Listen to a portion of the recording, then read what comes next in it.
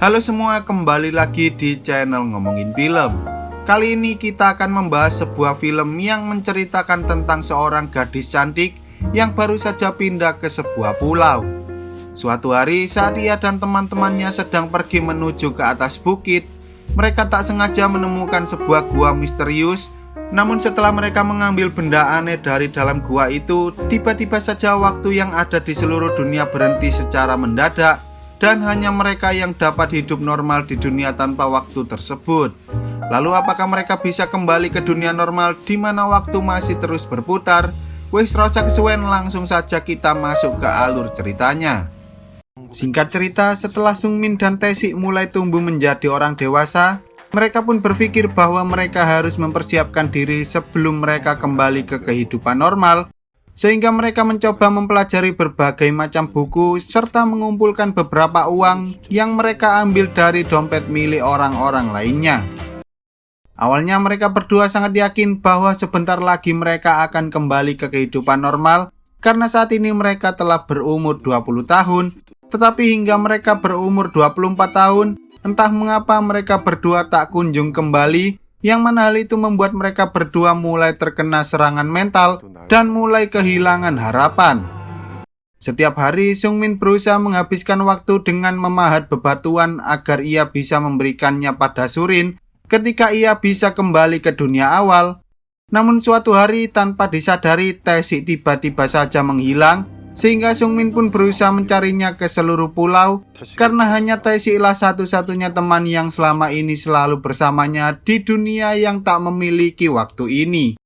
Meski sudah mencarinya kemana-mana, Sungmin masih saja tak bisa menemukan keberadaan Tae-sik, hingga akhirnya ketika ia pergi ke atas tebing, ia menemukan pakaian Tae-sik yang sudah terlipat rapi di sana, dan saat ia melihat ke laut, ia pun sadar bahwa ternyata Tae-sik telah melompat ke dalam lautan.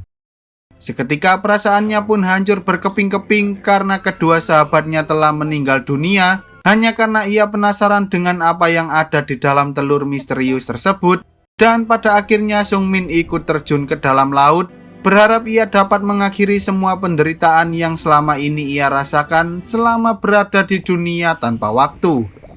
Tetapi tanpa disadari, saat Sungmin terbangun dari pingsannya, ternyata semua hal yang ada di sekelilingnya sudah bergerak lagi, yang mana hal itu menandakan bahwa dirinya telah terbebas dari dunia tanpa waktu yang sangat menyiksanya selama ini. Di sisi lain, setelah Surin selesai membaca seluruh isi buku catatan miliknya, ia pun pergi menuju ke rumah tua yang ia gunakan sebagai markas rahasia, dan pada akhirnya ia pun percaya bahwa ternyata pemuda misterius itu benar-benar Sungmin yang telah tumbuh menjadi orang dewasa.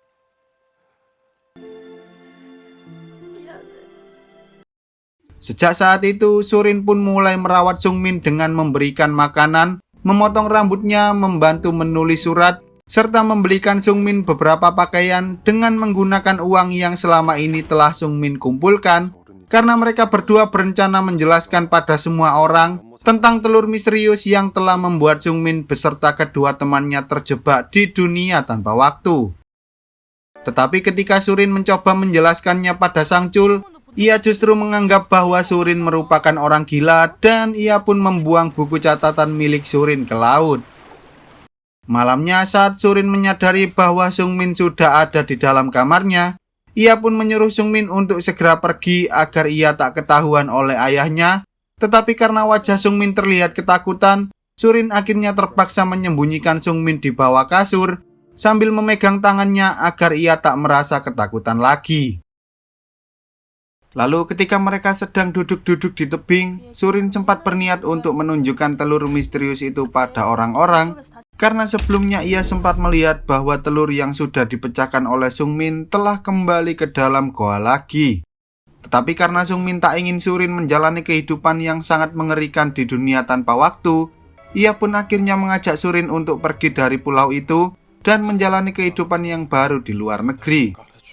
Sayangnya saat mereka berdua hendak mempersiapkan semua barang yang akan mereka bawa, tiba-tiba saja Do Kyun datang dan langsung menyerang Sungmin, karena sebelumnya ia sempat membuka HP milik Surin dan menemukan foto tentang mereka berdua yang baru saja keluar dari rumah tua tersebut. Meski begitu, ternyata Sung Min jauh lebih hebat sehingga ia berhasil mengembalikan keadaan. Namun saat ia hendak memukul Do Gyun dengan kursi, Surin tiba-tiba saja menyuruhnya untuk berhenti dan mereka pun segera pergi dari tempat itu. Keesokan harinya, para polisi mencoba mengumpulkan beberapa barang bukti di dalam rumah tua tersebut. Sementara di sisi lain, Sung Min dan Surin berusaha mendapatkan tiket agar mereka bisa segera keluar dari pulau itu menggunakan sebuah kapal. Tetapi sayangnya, seluruh berita yang ada di TV justru menayangkan tentang mereka berdua, sehingga Sung Min pun segera mengajak Surin untuk pergi dari sana agar tak ada yang mengetahui tentang keberadaan mereka. Namun saat mereka hendak keluar dari tempat itu menggunakan taksi, ternyata di depan sana sudah ada beberapa polisi yang sedang melakukan pengecekan, sehingga mereka berdua pun segera keluar dari taksi itu karena para polisi berhasil menemukan keberadaan mereka. Menyadari bahwa mereka tak bisa lepas dari kejaran para polisi, Surin menyuruh Sung Min untuk pergi terlebih dahulu, sementara ia pun akhirnya dibawa oleh para polisi itu untuk diinterogasi mengapa dirinya selalu membela Sung Min yang diduga sebagai pelaku pembunuhan tersebut. Lalu ketika para polisi itu lengah, Surin akhirnya berhasil kabur dari kantor polisi dan ia pun segera pergi menuju bukit, berharap ia bisa mengambil telur misterius itu untuk menunjukkannya pada orang-orang yang lain. Tetapi setelah Surin berhasil mendapatkan telurnya, tiba-tiba saja Sung Min datang dan langsung mengambil telur itu agar Surin tak melakukan hal yang bodoh seperti dirinya.